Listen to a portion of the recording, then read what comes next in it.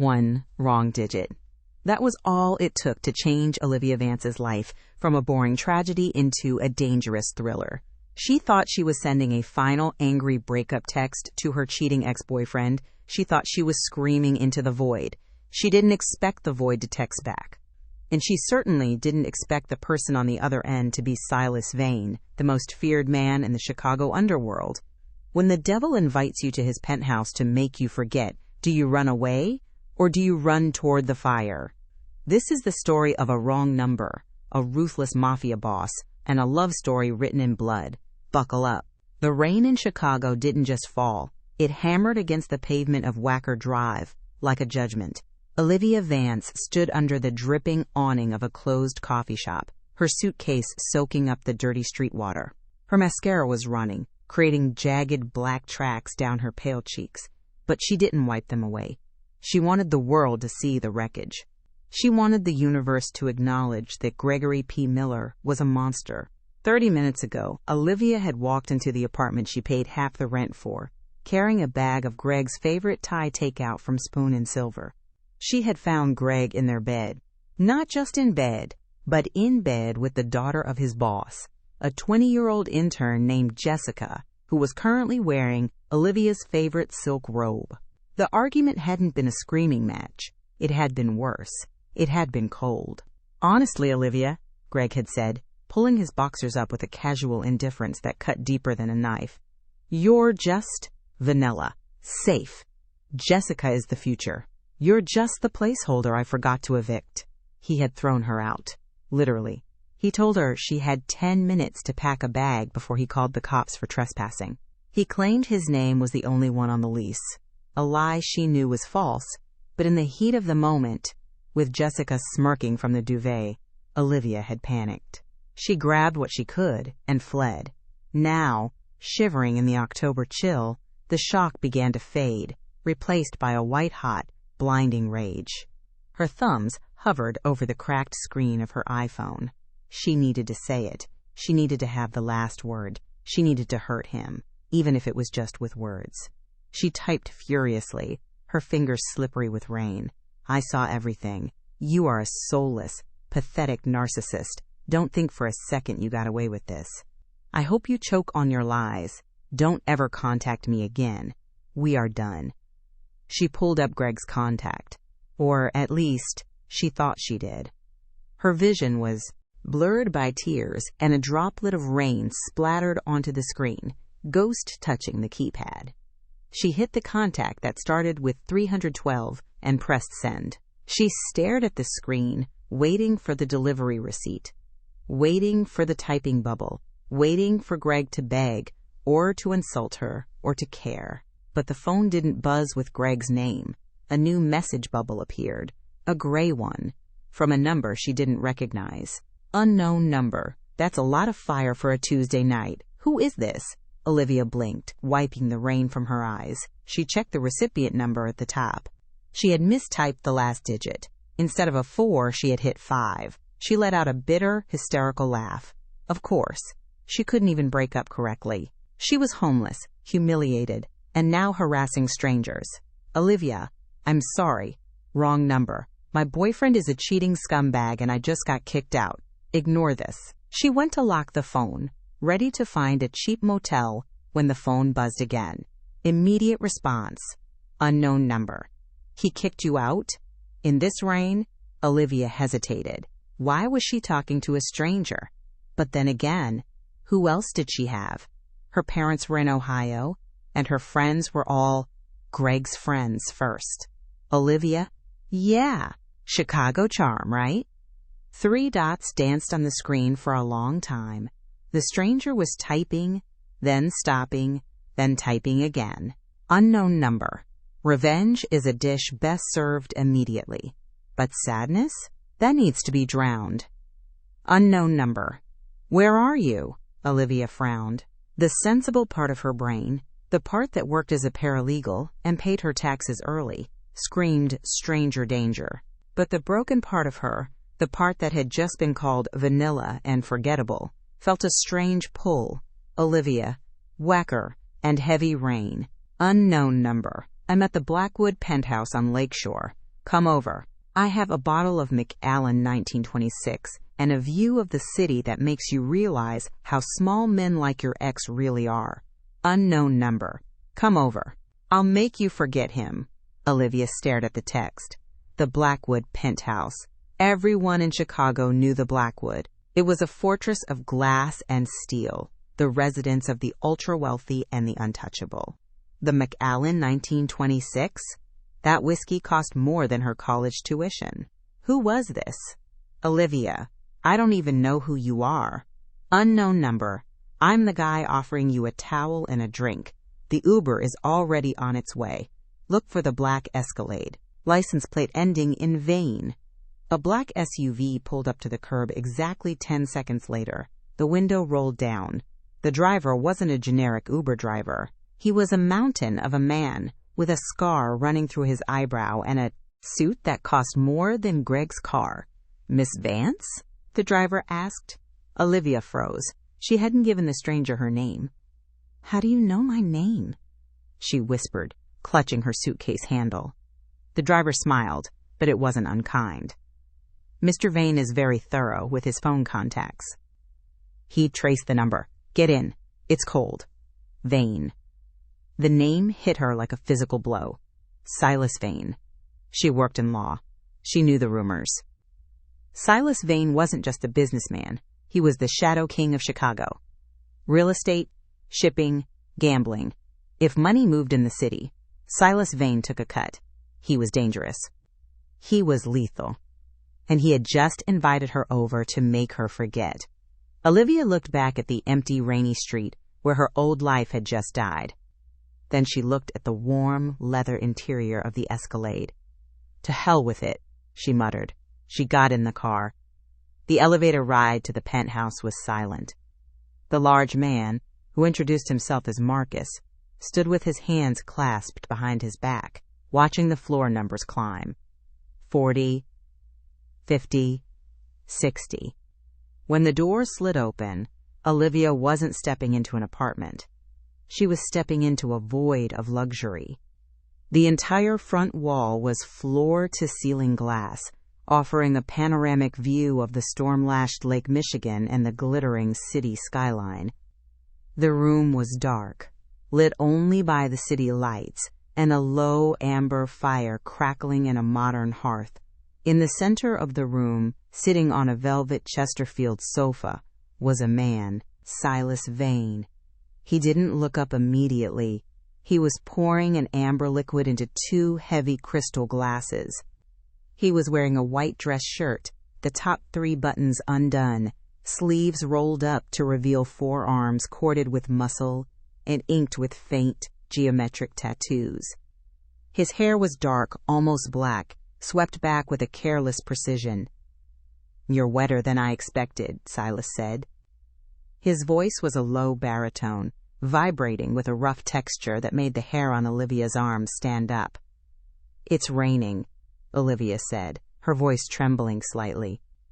She stood by the elevator, her cheap suitcase dripping onto his marble floor. "I'm ruining your floor." Silas finally looked up. His eyes were the color of steel, cold and sharp, but there was a fire burning behind them. He stood up, and Olivia realized just how tall he was. He towered over 6 feet, moving with the predatory grace of a panther. "Marble cleans," Silas said, walking toward her. He stopped 2 feet away. He smelled of sandalwood, expensive tobacco, and rain. Broken hearts are harder to fix. He extended a hand. He wasn't offering a handshake. He was reaching for her coat. Olivia let him peel the soaked trench coat off her shoulders. His fingers grazed her neck, his skin burning hot against her chilled flesh. "Why?" Olivia asked, her breath hitching. "Why invite a stranger?" Silas tossed her wet coat onto a nearby chair as if it were a rag. He handed her one of the glasses. "Because you texted me, Olivia. Fate is a rare commodity in my line of work. When it knocks, I answer." "You know who I am," she said, taking the glass. Her hand shook. "Olivia Vance, 26. paralegal at Henderson and Associates, born in Ohio, currently dating, or formerly dating, Gregory Miller, a mid-level account manager at Vorful Logistics. Silas took a sip of his drink, his eyes never leaving hers. How? I know everyone, Olivia, especially Gregory Miller. Silas's eyes darkened at the mention of the name. A flash of something dangerous passed over his face, gone as quickly as it appeared. But tonight isn't about him. It's about you. He gestured to the fire. Sit, warm up. Olivia sat on the edge of the sofa. The whiskey burned her throat, but it settled her nerves. You're Silas Vane. The Silas Vane. My boss talks about you in whispers. Silas chuckled, a dry, dark sound. Lawyers love to whisper. It makes them feel important. Tell me, Olivia, what did he do, the vanilla accountant? Olivia looked into the fire. He cheated. With an intern. Told me I was boring. Vanilla. Said he forgot to evict me. Silas set his glass down on the table with a sharp clink. The atmosphere in the room shifted. The air grew heavier, charged with a sudden violence. He said that? Silas asked softly. Yes. Silas walked around the sofa and stood behind her. Olivia couldn't see him, but she could feel his presence radiating heat. He leaned down, his mouth close to her ear. He's a fool, Silas whispered. I've watched you, Olivia. I've seen you walking to work. I've seen the fire in you when you think no one is looking. There is nothing vanilla about a woman who walks into a storm rather than begging a man for shelter. Olivia turned to look at him. Their faces were inches apart. Up close, she saw a small scar on his cheekbone. He was terrifyingly handsome, in a way that promised ruin. You've watched me? She asked, confusion warring with arousal. Why? Because, Silas said, reaching out to tuck a strand of damp hair behind her ear. His thumb lingered on her jawline. I was waiting for you to realize you were dating a boy so you could finally meet a man. The front door buzzed. Silas straightened up, his demeanor shifting instantly from seducer to soldier. He pulled a phone from his pocket. What is it? He barked into the device. Olivia couldn't hear the other side, but she saw Silas's jaw tighten. Now? Silas asked. Fine.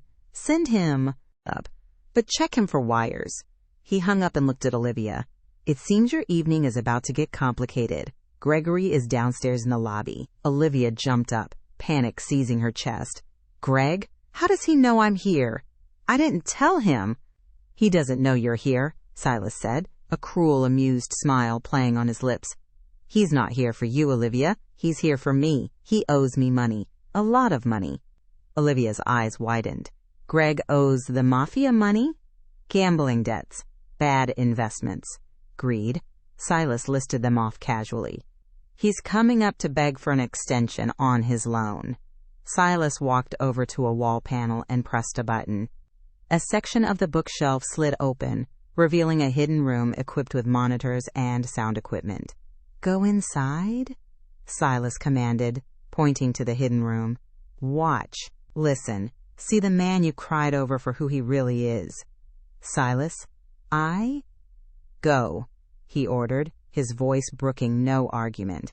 If you want to forget him, you need to see him on his knees. Olivia scrambled into the hidden room. The bookshelf slid shut silently, leaving her in darkness, lit only by a large screen on the wall. The screen showed a live feed of the living room she had just vacated. She saw the elevator doors open. Marcus, the driver, shoved a man into the room. It was Greg. But he didn't look like the arrogant man who had kicked her out an hour ago. He was sweating, his tie crooked, his face pale as a sheet. Silas stood by the fireplace, calm, swirling his whiskey.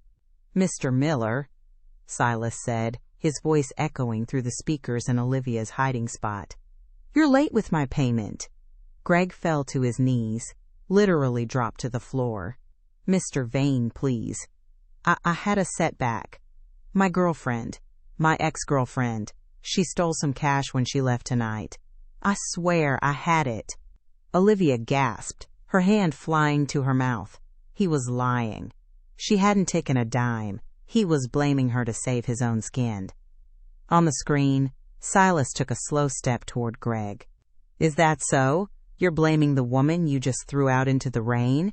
"She's crazy," Greg stammered, tears leaking from his eyes. "She's unstable. She took the money and ran. Please, Mr. Vane, just give me a week. I'll get it back. I can even give you her location if you want to find her. She's worthless, but she has the money." Olivia felt the bile rise in her throat. He was offering her up. He was selling her out to a mob boss to cover his debt. Silas stopped pacing. He looked directly at the hidden camera, his eyes locking with Olivia's through the screen, though he couldn't see her. "Worthless," Silas repeated, tasting the word like poison. Silas pulled a gun from the small of his back. It was a matte black pistol, sleek and deadly. He didn't point it at Greg. He just placed it on the coffee table with a heavy thud. "Get up, Gregory," Silas said softly. "We need to renegotiate the terms of your existence." Silas walked toward the bookshelf where Olivia was hiding. He pressed the button. The panel slid open. Olivia stood there, trembling, illuminated by the light of the living room. Greg turned around, his eyes bulging out of his head. "Olivia?" "Hello, Greg," Olivia said, her voice surprisingly steady, forged in the fires of pure hatred. Silas stepped up beside Olivia, wrapping a heavy, possessive arm around her waist. He pulled her flush against his hard body. "You said she was worthless," Silas said to the terrifyingly confused man on the floor. "But to me, she looks like the most valuable thing in this room." Silas looked down at Olivia. "Do you want me to kill him?" The question hung in the air, heavy and absolute. The silence in the penthouse was deafening, broken only by the crackle of the fireplace and the ragged, terrified breathing of Gregory Miller. The gun on the table gleamed under the recessed lighting, a heavy black promise of violence. Olivia stared at the weapon, then at Greg. Her ex-boyfriend was trembling so violently that his knees scraped against the marble floor. He looked at her with a mixture of pathetic hope and abject terror. This was the man who had told her she was boring, who had smirked while his 20-year-old mistress wore her robe. Now, he was a puddle of sweat in a cheap suit. "Do you want me to kill him?" Silas repeated, his voice devoid of emotion, as if he were asking if she wanted cream in her coffee. Olivia looked up at Silas. His arm was still around her waist, an iron band of heat and possession. He wasn't looking at Greg. He was looking at her, studying her face for the slightest twitch. He was testing her. "Olivia, please," Greg squeaked, tears streaming down his face. "Babe, please. I was scared. I didn't mean it. I love you." "You love me?" Olivia asked, her voice quiet. She stepped away from Silas, the loss of his warmth hitting her instantly, but she needed to stand on her own 2 feet. She walked toward Greg. Greg nodded frantically. "Yes, it was a mistake. Jessica meant nothing. Just tell him, Olivia. Tell him we're good." Olivia looked down at him. The rage that had consumed her on the street corner had cooled into something harder, sharper. It was disgust. "You don't love me, Greg," she said, "and you didn't kick me out because I was boring. You kicked me out because you were spiraling, and you needed to replace me with someone too stupid to ask where your money was going." She turned to Silas. "No, don't kill him." Silas raised an eyebrow, a flicker of disappointment crossing his face. "Mercy? It's a bad habit, Olivia." "It's not mercy," Olivia said, turning back to Greg with a cold smile that mirrored the one Silas had worn earlier. "If you kill him, his problems are over. He doesn't have to pay you. He doesn't have to explain to his boss why he's embezzling. He doesn't have to live with the fact that the vanilla girl he dumped is standing in a penthouse he could never afford." She looked Greg dead in the eye. "I want him to live. I want him to wake up every morning terrified. I want him to spend the rest of his miserable life looking over his shoulder." Silas let out a low, appreciative hum. He picked up the gun and tucked it back into his waistband. "I like her," Silas said to Greg. "She has teeth." Silas walked over to Greg and kicked the sole of his shoe, nudging him. "Get up." Greg scrambled to his feet, wiping his nose on his sleeve. Thank you, Mr. Vane. I'll get the money. I swear." "The price has gone up," Silas said casually, walking to the drink cart to pour another glass.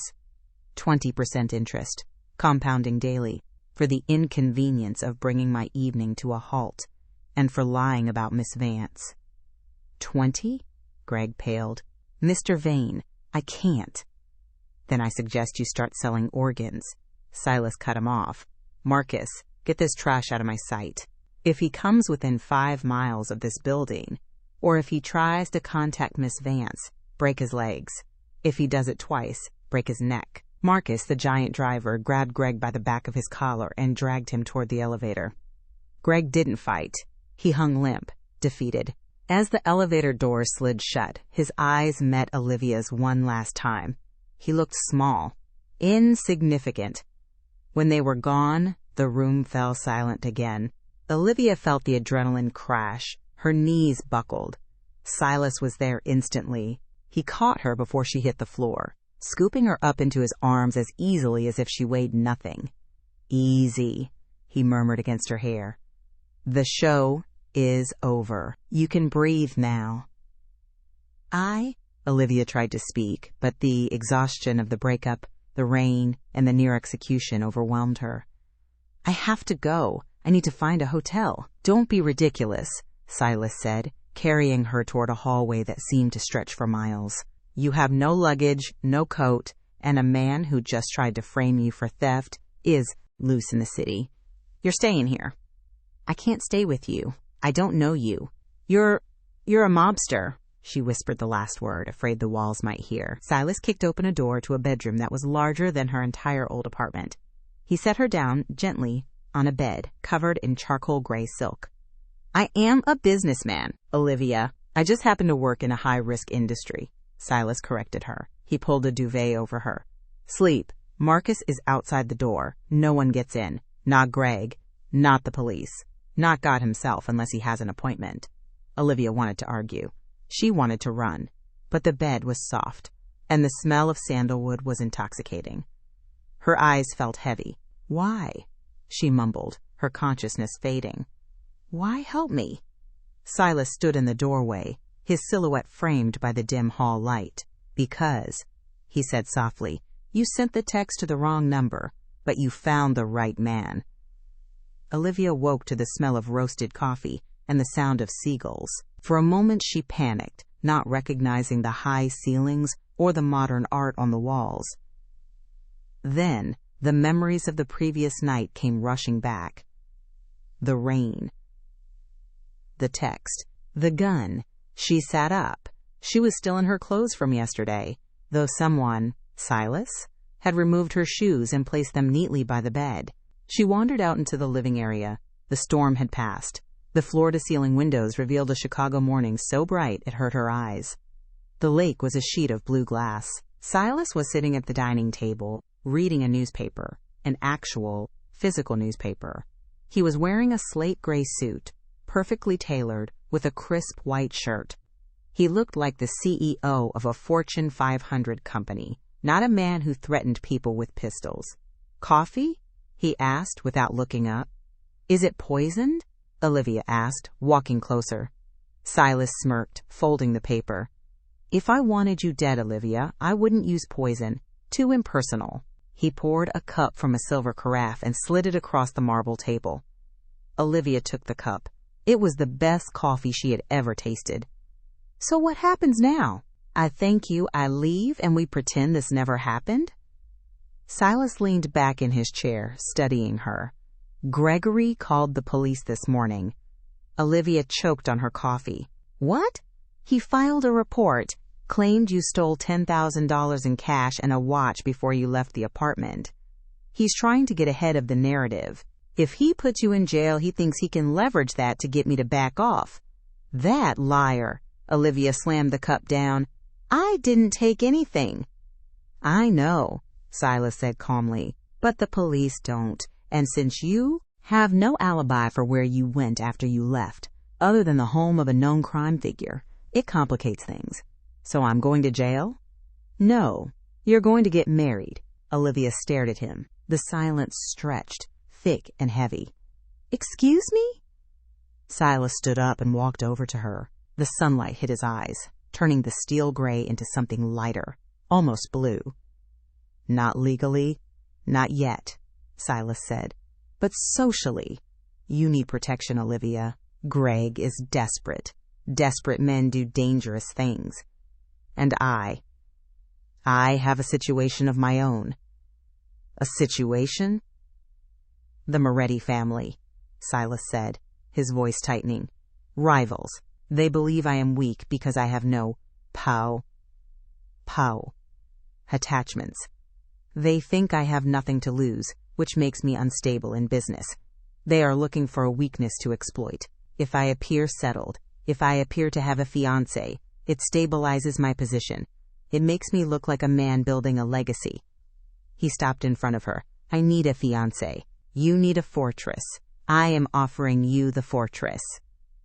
You want me to pretend to be your fiancé? Olivia laughed incredulously. This is insane. This is like a bad movie. Life is often stranger than fiction, Silas said. Stay here. Live here. Be seen with me.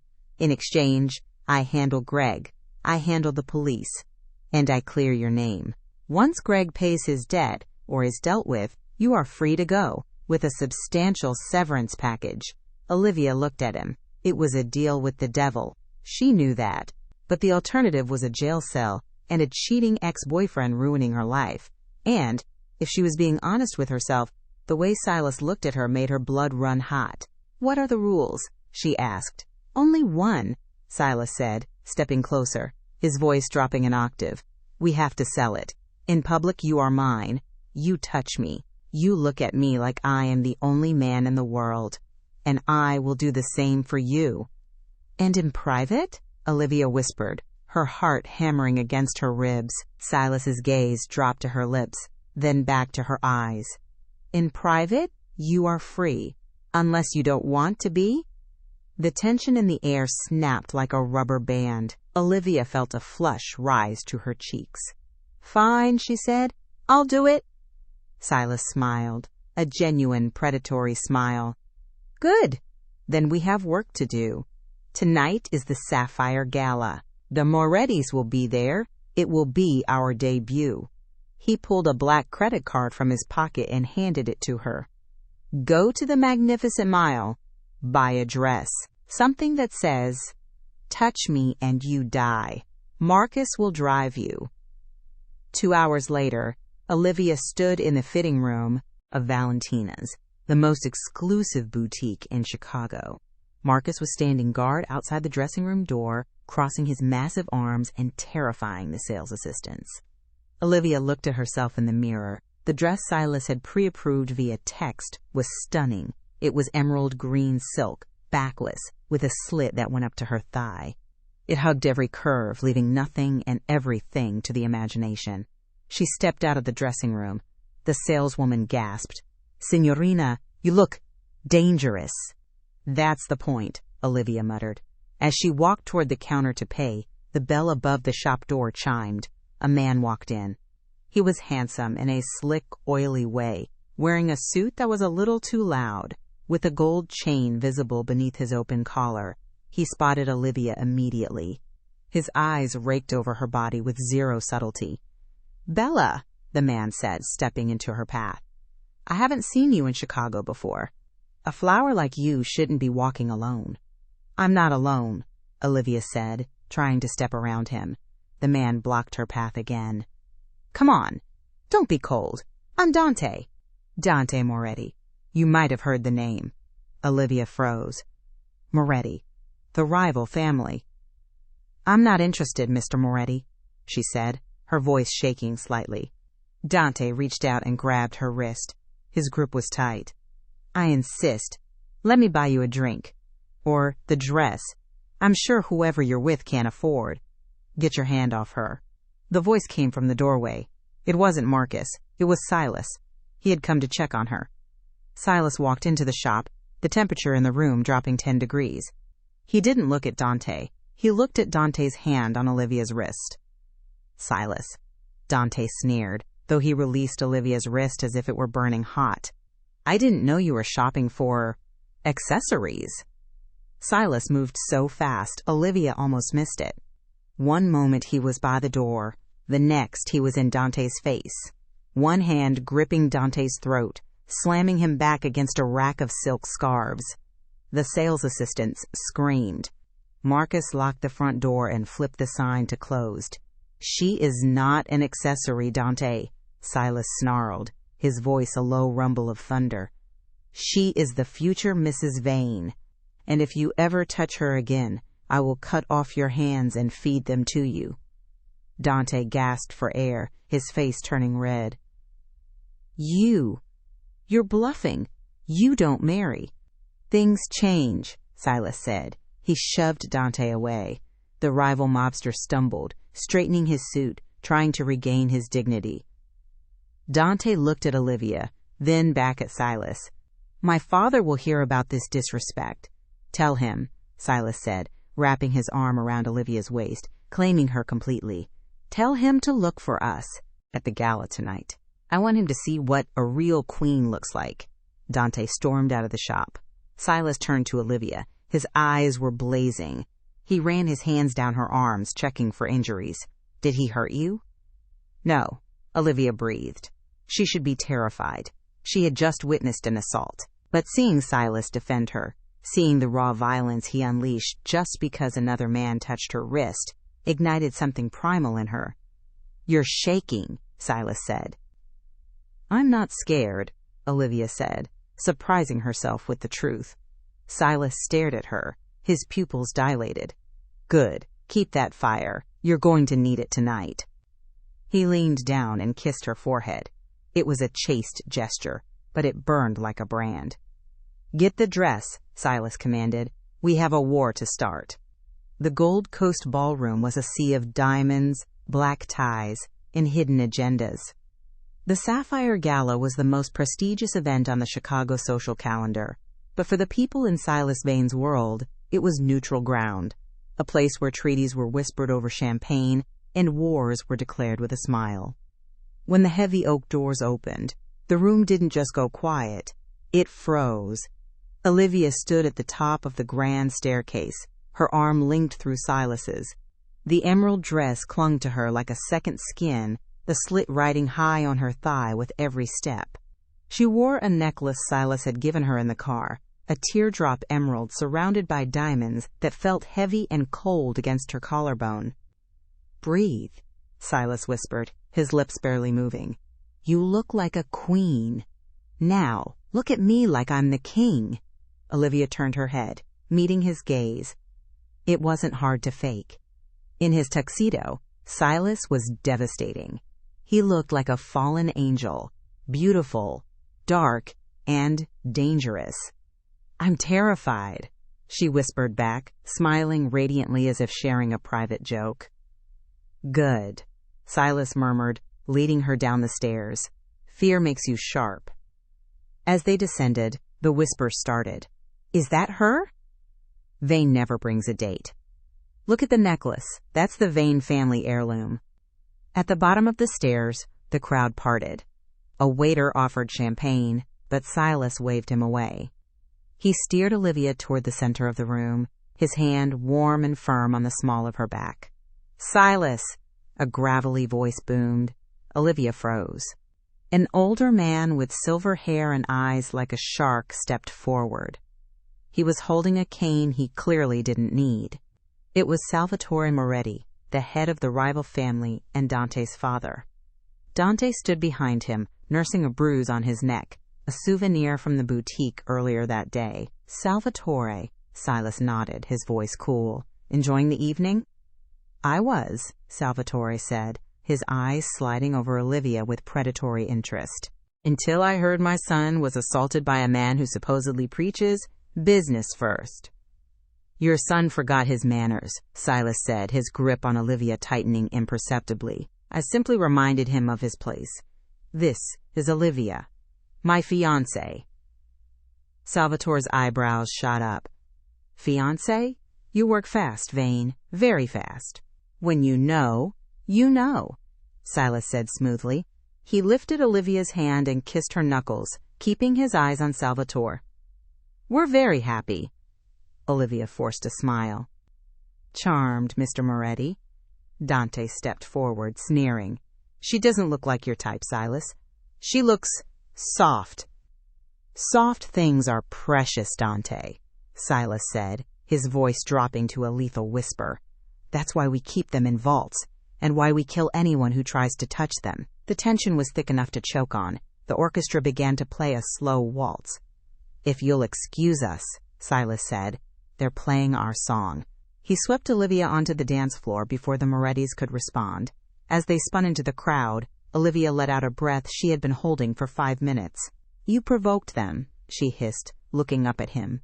I established dominance, Silas corrected.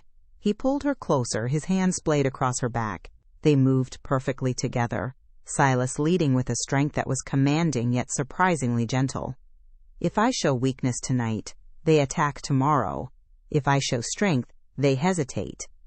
Is that all this is? Olivia asked, searching his eyes. Strategy?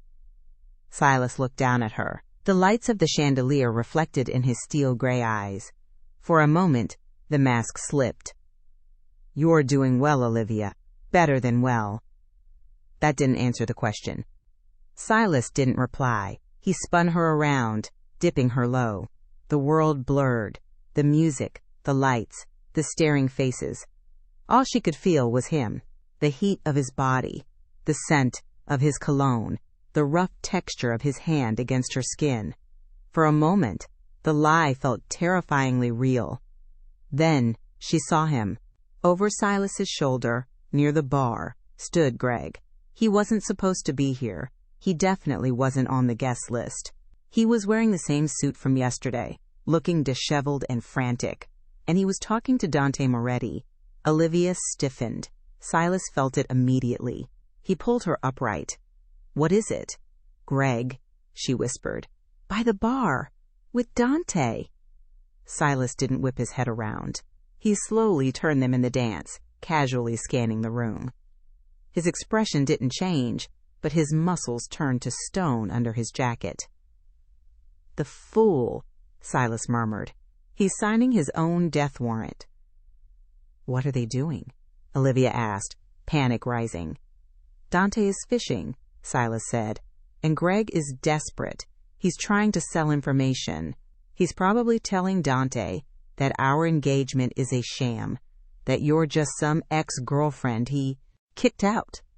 If they find out, they won't, Silas said, because we're leaving, now. He stopped dancing. He took her hand and began walking toward the exit, moving with a purposeful stride that dared anyone to stop them. Silas, wait! Dante's voice called out from behind them. They kept walking. Vane! Running away! Dante shouted, causing heads to turn. He was holding a glass of scotch, looking triumphant. My new friend Gregory here has some very interesting stories about your fiancé. Something about a breakup text sent to the wrong number? The room went silent. The secret was out. The illusion was shattering. Silas stopped. He turned slowly. Dante, Silas said, his voice carrying across the silent ballroom. You should be careful about listening to desperate men. They tend to lie to save their skins. Is that so? Dante smirked. Then prove it. Kiss her. Olivia's heart hammered against her ribs. Prove it's real, Dante challenged. Right here. In front of everyone. Silas looked at Olivia. There was an apology in his eyes. I have to do this. He didn't hesitate.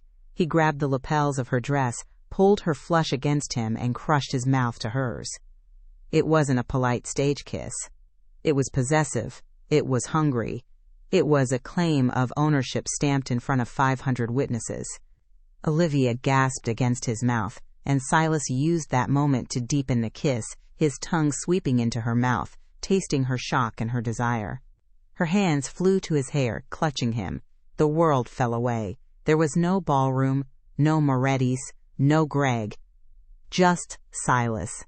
Just the fire that had been smoldering between them since she stepped out of the rain and into his elevator. When Silas finally pulled back, both of them were breathless. Olivia's lips were swollen, her eyes wide and dazed. Silas turned to Dante, who looked like he had just swallowed a lemon. "Is that proof enough?" Silas asked coldly. "Or do you want to watch the honeymoon too?" Without waiting for an answer, Silas grabbed Olivia's hand and dragged her out of the ballroom, leaving a stunned silence in their wake. The cold night air hit Olivia like a slap, snapping her out of the daze. Silas didn't speak. He marched her to the waiting Escalade, practically throwing her into the back seat before sliding in beside her. "Drive," Silas barked at Marcus. "Fast."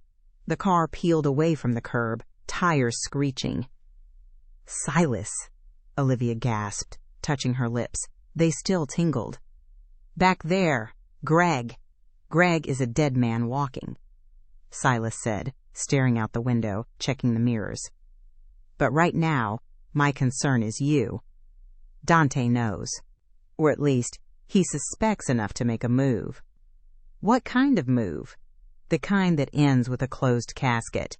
As they merged onto the highway, heading back toward the penthouse, the atmosphere in the car was electric. Olivia looked at Silas. He wasn't looking at her, but his hand was resting on the seat between them, inches from her leg. "That kiss," she whispered. Silas turned to her. The streetlights flashed across his face, illuminating the sharp angles of his jaw. "It was necessary." "Was it just necessary?" Olivia asked, emboldened by the adrenaline. "Or was it real?" Silas opened his mouth to answer, but the world exploded. A deafening crack echoed through the cabin. The rear window shattered, showering them in safety glass. "Get down!" Silas roared. He threw his body over hers, pinning her to the leather seat just as a second bullet slammed into the door frame, inches from where his head had been. "Contact rear!" Marcus shouted, swerving the heavy SUV across 3 lanes of traffic. "2 motorcycles! Uzis!" Olivia screamed, buried beneath Silas's weight. She could hear the buzz of engines and the pop, pop, pop of automatic gunfire. The car swerved violently, metal grinding against metal. "Stay down!" Silas commanded. He reached into his jacket and pulled out his gun. He rolled down the window, just a crack, and fired blindly into the night. Bang, bang, bang. There was a screech of tires and the sound of a motorcycle crashing behind them, one down. "Marcus, lose them!" Silas yelled. "I'm trying, boss! They blew the rear tire!" The SUV was limping, the rim grinding sparks on the asphalt. Another spray of bullets raked the side of the car. Olivia felt Silas flinch, his body jerking sharply against hers. A low grunt escaped his throat. "Silas?" she cried out. "I'm fine," he gritted out. "Marcus, take the Whacker exit. Go to the safe house. Not the penthouse. They'll be waiting there." Marcus yanked the wheel. The car skidded off the highway, bouncing over the curb and diving into the labyrinth of Lower Whacker Drive. The concrete pillars flashed by in a blur. The second motorcycle couldn't make the turn. It skidded past the exit, disappearing into the night. Silence returned to the car, heavy and smelling of gunpowder and fear. Silas slowly sat up, pulling himself off Olivia. "Are you hurt?" he asked urgently, his hands checking her face, her arms. "Did glass hit you?" "I'm okay," Olivia said, shaking. "I'm okay, but you..." She looked at him.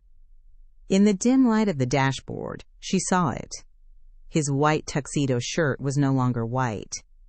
A dark, wet stain was spreading rapidly across his left shoulder. "You're shot," she whispered, horror gripping her throat. "It's a scratch." Silas lied. His face was pale, beads of sweat forming on his forehead. "It's not a scratch." "There's so much blood." "Marcus," Silas said, his voice weaker now. "How far?" 2 minutes, boss. Hang on." The safe house was a nondescript industrial loft in the meatpacking district. Marcus practically carried Silas inside, kicking the door shut and bolting it. He deposited Silas on a leather couch in the center of the room. "Get the kit," Silas ordered Marcus. "Then go secure the perimeter. Make sure we weren't followed." Marcus nodded and ran to a cabinet, tossing a heavy first aid box to Olivia before disappearing out the back door. Olivia stood there, holding the box, her hands trembling. "Olivia," Silas said. He was leaning back, clutching his shoulder. His breathing was shallow. "I need you to focus. Can you do that?" Olivia looked at the blood seeping between his fingers. She took a deep breath, forcing the panic into a box in the back of her mind. Yes, I can." She knelt beside him. "Let me see." She peeled his hand away. The bullet had torn through the deltoid muscle. It was ugly, and it was bleeding freely, but it didn't look like it hit the bone or an artery. "I need to cut the shirt," she said. "Do it. It was ruined anyway." She found scissors in the kit and cut away the expensive fabric. Silas hissed in pain as she cleaned the wound with antiseptic. "Why did you do that?" she asked, her voice thick with emotion as she pressed a gauze pad to the wound.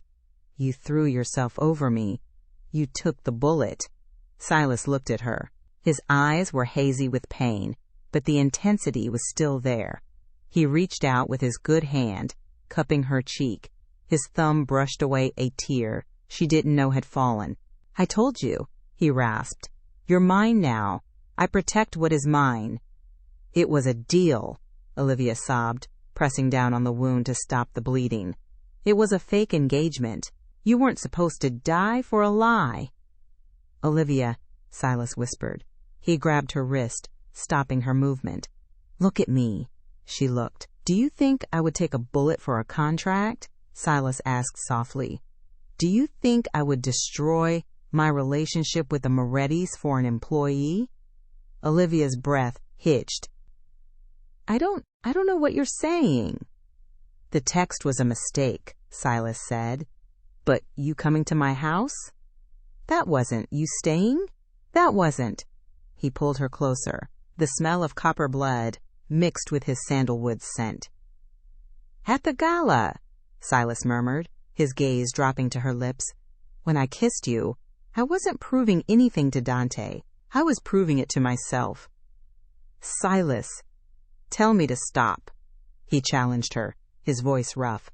"Tell me you want to go back to your vanilla life. Tell me to call you a cab and I will." Olivia looked at the man bleeding on the couch. The man, who had destroyed her ex, bought her a dress to make her feel like a queen, and used his own body as a shield to save her. There was no vanilla life left to go back to. "Don't you dare call a cab," she whispered. She leaned down and kissed him. This time there was no audience, no show. It was soft, desperate, and tasted of salt and iron. Silas groaned, his good hand tangling in her hair, pulling her down until she was resting against his chest, careful of his wound. "You're stuck with me now," Silas murmured against her lips. "No more fake fiancé. You're in the life, Olivia." "I know," she said, resting her head on his uninjured shoulder.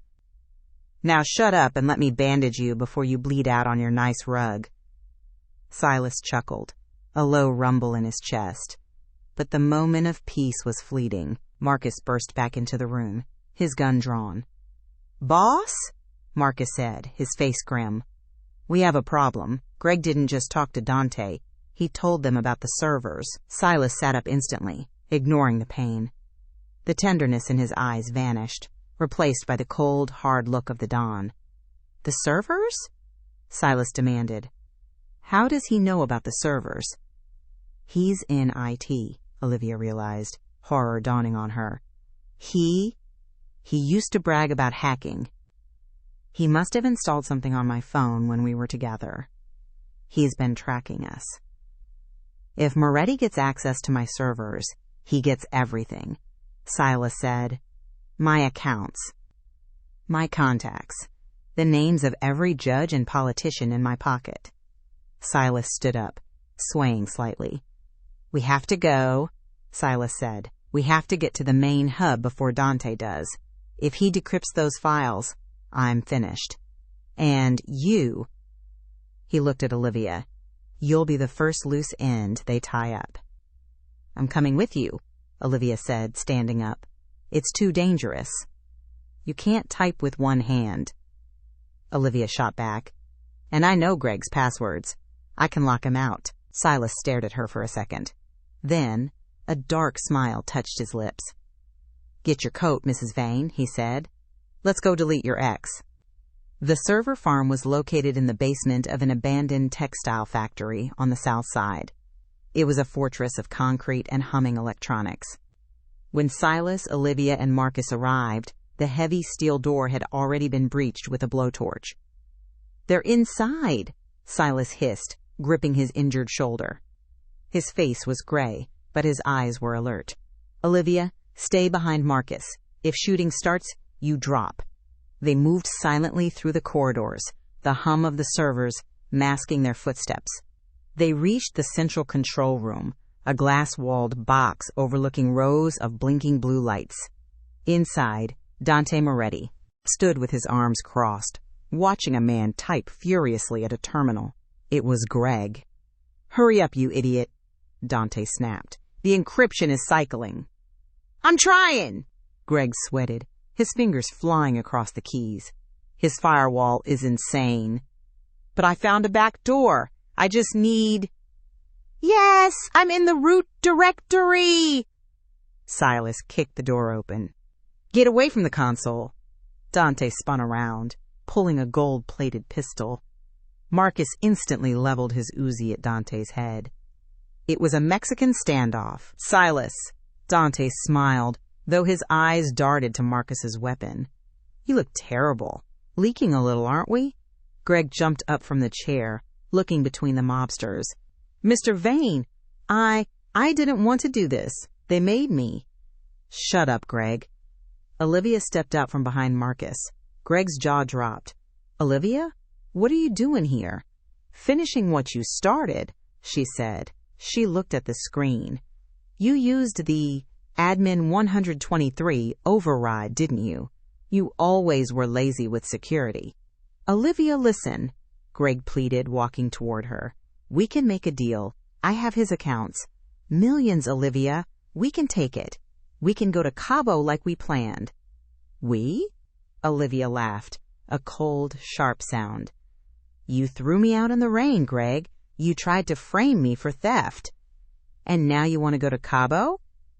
I can fix it, Greg cried. Dante, Silas interrupted, his voice calm despite the pain. You're betting on the wrong horse. That man doesn't know what he's doing. He hasn't bypassed the kill switch. Dante frowned. Kill switch?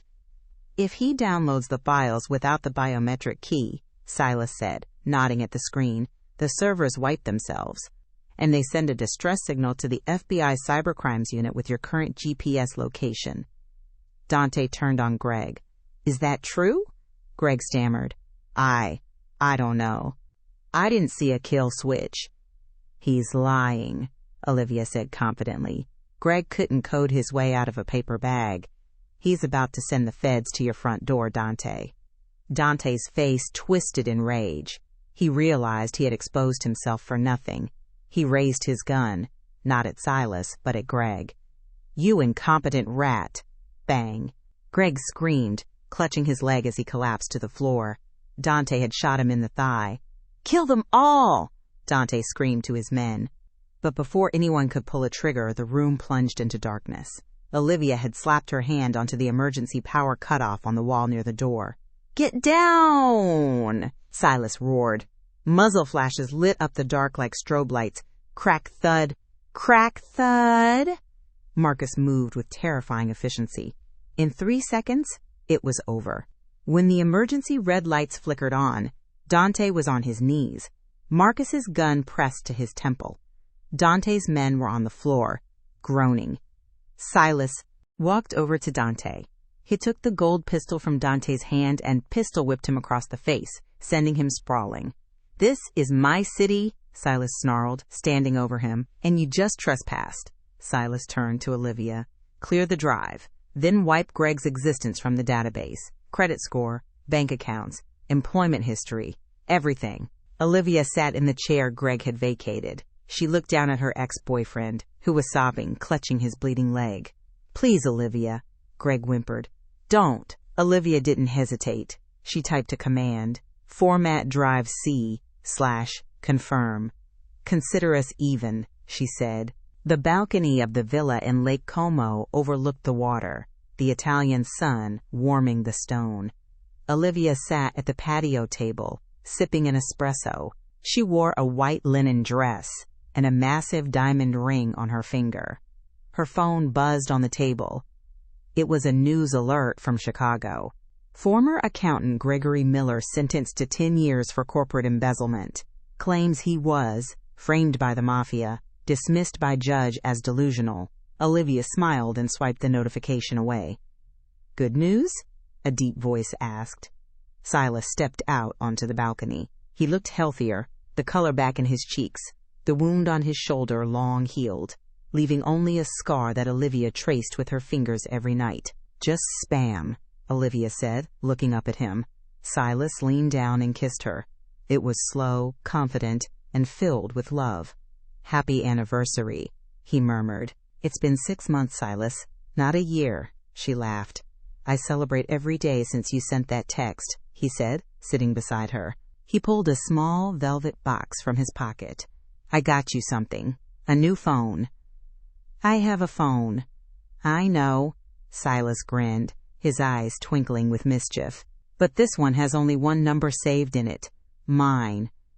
Olivia took his hand, looking at the man who had turned her tragedy into a fairy tale written in blood and gold. "That's the only number I need," she whispered.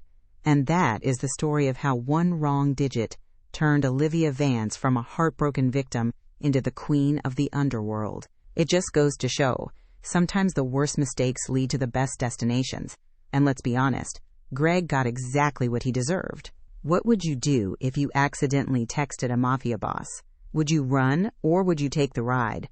Let me know in the comments below. If you enjoyed this story of revenge, romance, and instant karma, please smash that like button. It really helps the channel grow. And don't forget to subscribe and hit the bell icon so you never miss a new story. We upload brand new dramas every week. Thanks for watching, and I'll see you in the next video.